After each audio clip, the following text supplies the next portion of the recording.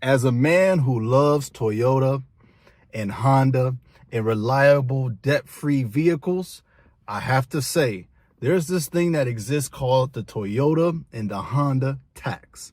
And this is when dealerships, private sellers, and folks know the value of these vehicles because of how reliable they are, because of how well they hold their value, and they tend to inflate and exaggerate even terrible examples of these particular vehicles just because of their legacy, just because of their record.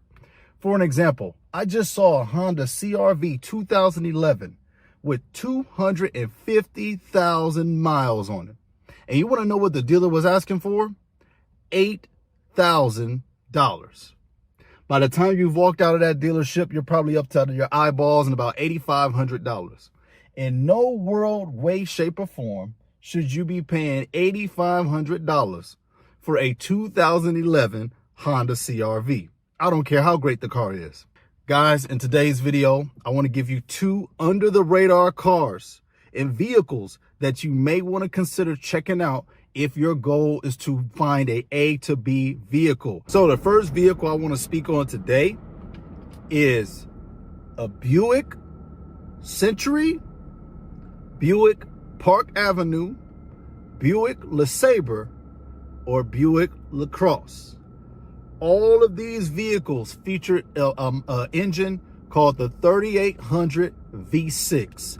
It was known as one of the most bulletproof engines GM have ever created. In fact, to some folks, it might be the most reliable engine that GM have ever created. Some of these vehicles tend to run from, I've seen examples on Facebook Marketplace, from $1,800 to $3,500, and some of the mileage only be at like 110, 130, 150, 140. These are vehicles that if you don't mind riding a little bit old school, if you don't mind a little bit lower gas mileage, but if you want something you can pay 25 to 3K, maybe 4K out of pocket, out of cash, just until you get your money up to buy what you want, consider checking out any Buick with the 3800 V6. Now, there's a couple of disclaimers here, and I'll have to have the GM fans kind of, put me on game if I'm wrong, or help people out in the comment section down below. Guys, these vehicles were mostly featured, this engine was mostly featured in the early 2000s of these vehicles. I think the cutoff point is actually 2005. So you want to look for Park Avenues, Buick LeSabres, LaCrosses, and you want to look for Centuries. Pontiac Vibe. The Pontiac Vibe, guys, 2003, I believe, all the way to 2009 or something like that. Guys, check out Pontiac Vibe. Go do your research. The Pontiac Vibe is basically a Toyota Corolla with a hatchback. It's basically, or literally, a Toyota Matrix. It is built with the Toyota Matrix and Toyota Corolla engine. And if you're looking for reliability, don't let the Pontiac symbol fool you. Don't let that symbol scare you away. It is actually secretly a Toyota. So a lot of folks don't understand that the Pontiac Vibe is truly a Toyota with a different badge. It was a joint collaboration with GM and Toyota, I believe. Again, fact check me on everything here, guys. I'm still upgrading my knowledge when it comes to different car brands and looking out for people. But GM and Toyota did a collaboration.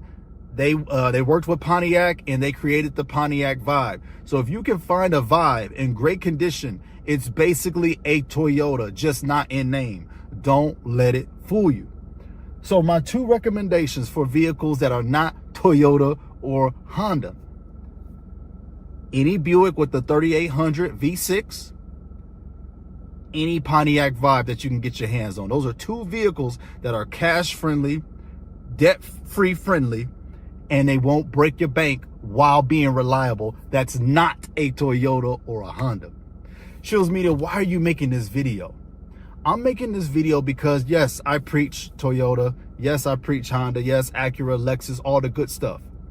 But we know that the prices are inflated and everybody can't afford to save up to 10K. Everybody can't save up to 11 and 12K and just drop a car and buy a car outright in cash. Maybe they need wheels now, but they don't want to get into a car loan or get into debt. So this is why I'm recommending these other alternatives if this is your situation. For those of you who are already fine, you can disregard all this and just go straight for Toyota, Honda, Lexus, Acura. It's up to you. The third option, and this one kind of takes it back a little bit. Honda CRV 2005 or 2006. Now, this generation of CRV is known as one of the most bulletproof and greatest generations. Why? I also have a firsthand experience with this year of Honda CRV. We had a 03 and it was a beast, but unfortunately, the killer of all car killers took it out, and that was rust. We deal with a lot of bad winters here in the area that I'm at. And that combined with the salt and age and all that, it eventually did the CRV in, but it was still purring strong until rust took it out. Well, if I venture back down that lane, I will definitely do all my rust proofing and checking. But the 2005 and 2006 models have been very touted as reliable. And the great part about these cars is they definitely shouldn't break the bank. They're a little bit older now, so the depreciation has kicked in as much as it's going to kick in on these cars. And I've really been liking the prospect of owning another one. We loved ours when we had ours. I really didn't have too many bad things to say about it, other than the fact of its age. But I've been hearing that 2005 and 2006 can be very reliable. Now, again, as with everything, you guys know how my channel is.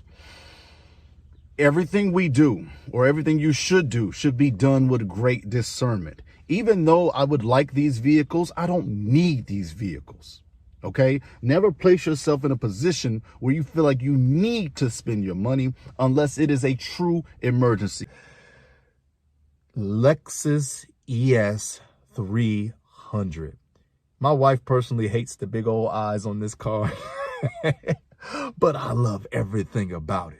I love this car. It looked like a big old fat Camry to me. It looks like a Camry. It looks like a luxury Camry, just elongated. It got leather seats, drives all smooth, super quiet. I want to get my hands on a Lexus ES 300, any color preferably. I really like the pearl color. I like the burgundy color. I like all the colors. I like the tan color. Guys, if you can find a Lexus ES 300, 2002 to 2004, they were Lexus ES. From 2005 to 2006, they were Lexus ES 330. So they were the 300, just a little bit. I think the engine changed, I believe. I think it was a 3.3 liter engine instead of the 3.0 engine. I'm still working on my car knowledge, but I want my hands on one of these so bad. If I make a video someday, guys, talking about I got my dream car, just know I probably got my hands on that Lexus ES. It's crazy because I never was a big luxury car guy. I'm an economy car guy. I like my gas mileage, man. I like sedans. But for some reason, that Lexus ES, that time period, Lexus quality was one of the highest qualities I've heard. I heard that those Lexus ES that they made from 02 to 06, man, those things went to 400K, guys. And some of them still look beautiful today to me in person. I don't care about you, but if I clean that thing up and get it rolling nice and my pockets feel good and I look good, the Lexus ES 300 is one of my dream cars. And don't worry, guys, I'm going to do an updated version of this that kind of focuses on middle-aged cars. But right now we're talking about the oldies, so we're going to keep it old, all right? But yeah, if you can find one of these, let me know and I'll come buy it. Before you buy it, because I really want my hands on the Lexus ES 300 or 330. Another car that's not really talked about that much. You got to be in the know to really know about these, and you may see them around. They also have a stigma around them. Let's go American. Lincoln Town Car. From 2003 to 2011, this generation was absolutely fire. Now, this is American made, so this is Ford. So you guys might be like, whoa, I thought this was a Japanese Toyota guy. I am. But I've always wanted to drive a Lincoln Town Car. Guys, I've heard good things about these cars. I've heard that these cars can last 300 and 400 as well. They are the Panther platform, which means they have that long body style. And this platform is not really made anymore. If I recall, they stopped production on these platforms in 2011. That's why the Lincoln Town Car is not really around anymore. But it's sad because if you see your friends or all these other people driving around in their new Lincoln, to me, I might catch some hate for this, but to me, they are not as reliable as the Lincoln Town Car Panther platform from 03 to 11. Now, there were different years in here that are better than others. So again, with all of my suggestions, do your own research, see if that's the car for you. But I had to answer this question that I have been getting from people in my comment section because they're like, hey, what if I don't want to go as old? What are some other type cars? Well, I'm giving those to you in this video.